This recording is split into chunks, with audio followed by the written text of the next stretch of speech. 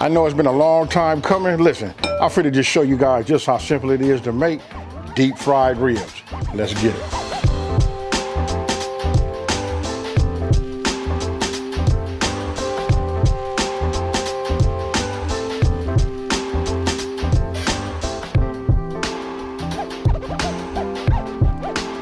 Okay, so look, I want you guys to come on in here and take a look. When I say I don't have a whole lot of ingredients, I really don't. You can see this is just this, you know, and then I'm gonna use my seasonings. I'm gonna give you guys some options. But if you come on in here and take a look, these are baby backs, right? This is the more meatier rib on, you know, on the pork side, you know, to give you that, right? And if you notice, I cut them here. Look, I went ahead and cut them. Why? So they'll fit inside my pan. Reason I did that, you know, it's really for video purposes only, right? And another thing, look, these are gonna be a little bit thinner on the meat side, so these will be ready quicker than especially these right here with all of that good meat. Okay, so look, now we're gonna go ahead and just season up, right? I don't cut my ribs before that, I start with my seasoning. If you guys take a look right here, look, this is my level of seasoning. Look, we got the A and then we got the B. The A right here, this is for your pork, fishes, chicken, and stuff like that, so I call this our lighter meats, right? And then, you know, you gotta have the B series for your dark meats. That'll be like your briskets, your beef, and all of that kind of stuff, right? And then if you notice this right here, look, you put them both together, you got A, B in your house, just like that, right? Or I got something else for you. Look, this just came out. This is my all-purpose rub right here, right? This right here, I put just about on everything. Listen, you guys will see, these are not no one and dones. We're gonna get down. Now, I'm gonna go ahead and bring it right here. I want you guys to look. This is what we're gonna use for a binder. Now, but the first thing we finna do is we're getting ready to remove this membrane that's on the back, right? So let me just go ahead, bring this closer to myself. You guys can use anything, you know, any instrument you would like to get underneath it. For me, I'm gonna go ahead and just start with the, you know, butter knife, right? So I'll just take it, and you know, we wanna work with it just in between. Look, I'm in between the ribs. You know what I mean? Everybody got their method on how they wanna do it or whatever, but this is just my way where I start like this right here, and I just bring it around. Try to stay underneath the membrane, right? And then you can like just flare it out this way.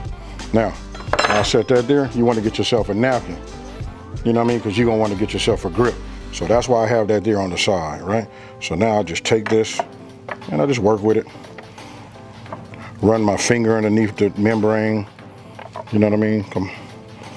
Anytime you filming, it's going to always give you a little bit of resistance. Now, I done had some success before, you know what I mean? But look like now the gremlins come out and just want to make me look crazy. So look, now I got this here, just the membrane, right? So just go ahead, take your napkin. Let me pull it this way because it'll be easier, more control for myself to pull from left to right. So now we just pull it up like this and you'll see it start to come up. Now, a little bit of a tip is, sometimes I'll pull it all the way and then it'll tear, you know what I mean? But there's nothing wrong with you going back down to get you another bite on it, you know what I mean? And just pull it like that. You know what I mean? I could get another bite, which I think I am, because I don't want to go back and grab no more. Like this. And guess what, folks? It made it look like I know what I'm doing.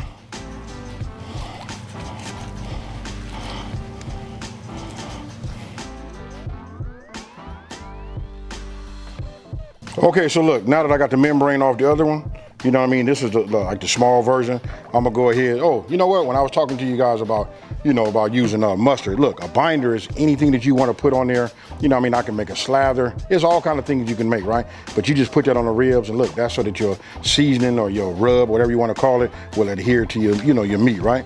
This right here is extra virgin olive oil, but actually that's infused olive oil. You know what I mean? I keep the garlic inside of that. But today, I'm gonna go ahead and start with my, you know, my mustard. And no, mustard doesn't, you can't taste it. For all you people to say you don't do mustard or nothing like that, trust me when I tell you, you do not, you know, taste it.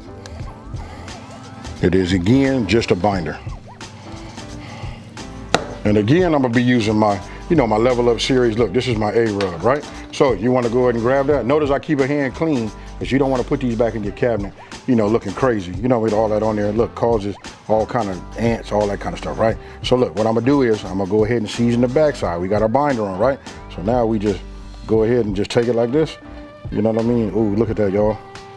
That right there is what we call coverage. Now we done took that membrane off, right? So we know it's touching that bone and that meat. That's where we gonna get our flavor from. Ooh-wee. Now, don't forget, we wanna get a little bit of this too. This is the part that a lot of people forget. You know what I mean? When you season the ribs, we wanna get it everywhere, folks. And this right here is what we call coverage, right? So I'm gonna do the same thing on this side. Ooh-wee. You know what I mean? And I'll just leave them like this because we're gonna let them sit up a little bit and we're gonna let the flesh, you know, absorb that seasoning. But as you can see, look at that coverage.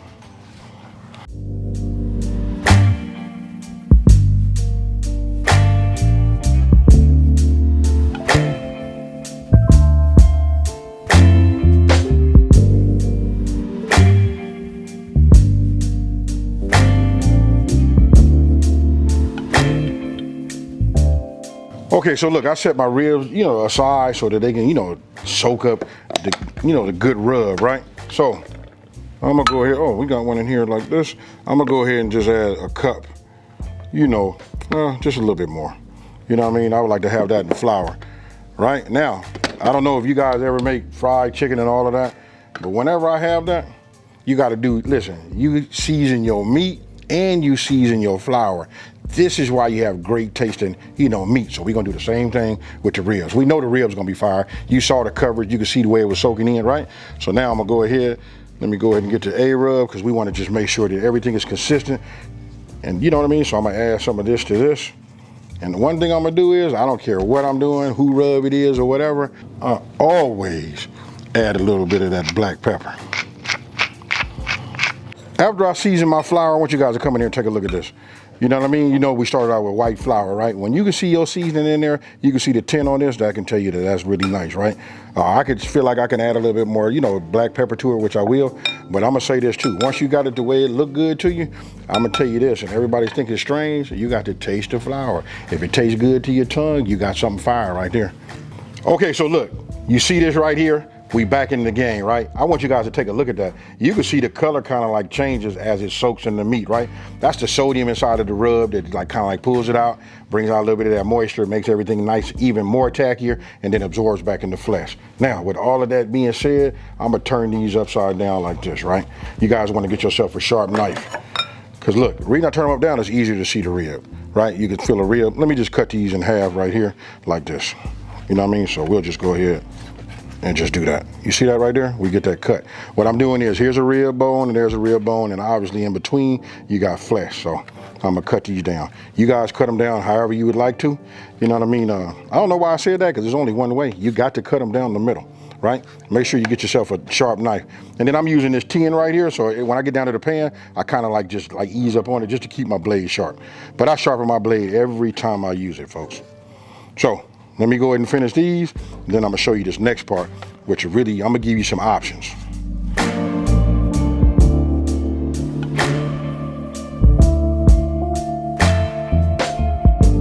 All right, so look, right now your brain should be sending some signals to your mouth just to say water, because you want to talk about anticipation. These are some good looking ribs, and we know that they season well. Look, we can do all of that. We can season them on the sides like this, because when I cut them, obviously there's not no seasoning in there, right? But don't forget, we did our flour that way. Now, what I wanted to say is, look, you can spray something on them if that's what you want to do, or if you would like to risk taking off some of the rub, you can go ahead and just add some more mustard to it, but I don't do that because I like mine to be a little bit, I don't like all the flour on there. I just want to go ahead and just get them deep fried and all of that. But they already nice and tacky, right? So let me just go ahead. I'll just bring these over here like this. Bring this here, because we're gonna stage there. So look at this piece right here. These are the big meaty pieces. You tell me you don't want one of them, right? So I'll just take that. Let me do it this way. I'm gonna go ahead and take this hand and just put them in here. Now I'm gonna go ahead and just move these back and forth with this seasoned flour. And you notice I didn't have to spray nothing on them or nothing like that. Just want you guys to take a look at that. Ah, yeah. And then when I stage them, check this out. When I stage them in my basket, or if you stage them on a baking pan or something like that, maybe you got a cooling rack, that's what you do. You let that soak in too. So look, I'm gonna give it a couple of little these, a little shakes, get a little bit of this excess off like that. And I want you to look at, Now I can't do it like the chicken. You know what? You know how when I do chicken, I grab it and I put it right here because we want to make sure it adhere to it. Now we'll go ahead and do it. I gotta handle them a little bit more on the gentle side, right? But you see this right here? You tell me, folks. If that don't look good, I don't know what does. Now, I'm gonna just bring this over here and just lay that right there, right? And we'll let it soak. Now I'm gonna go ahead and let this, repeat this process until all of them are done, and then I'm gonna fill up this basket, and then what we're gonna do is we're gonna go ahead and dunk it. Now, my temperature I'm using 375 degrees. That get them just right. Now, they're supposed to be room temperature, which I should have said in the very beginning, right? So if they're a little bit on the cold side, it's gonna bring your oil down, right? So 375 gets you right.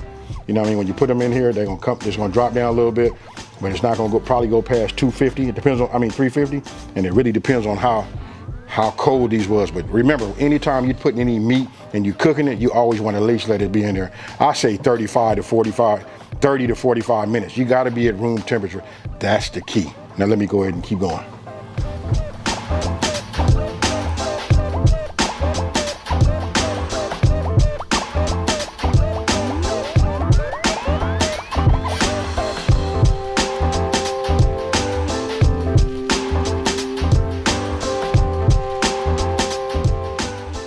Okay, so look, it's been about 9 minutes. I set a timer for 5, then I wanted to check them, right?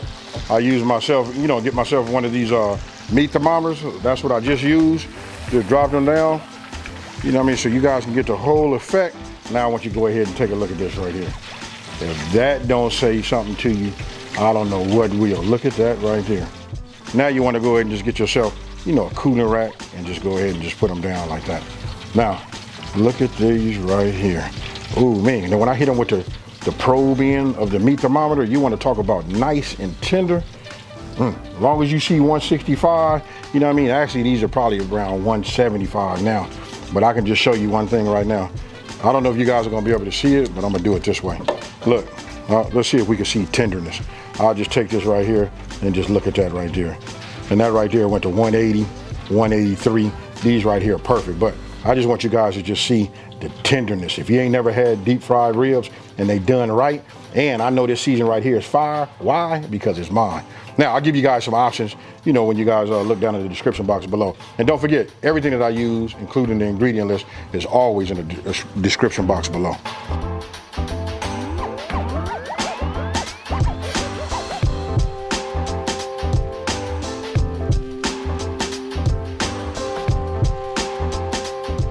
Okay, so look, you guys can see them, they right here, you know what I mean? Some of them seem to be a little bit more fattier than the others, but check this out. I'm gonna go ahead and grab one of these meaty ones like this right here. Oh my goodness, you know what? I'm just gonna go ahead and just pull it. Look at this right here. This is when you know everything's been cooked right. Look at that, still nice and juicy. Hey, full of nothing but flavor. It almost reminds me, especially when you smell it, you know what I mean? If you like pork chops, you finna be all over these. Cheers, y'all.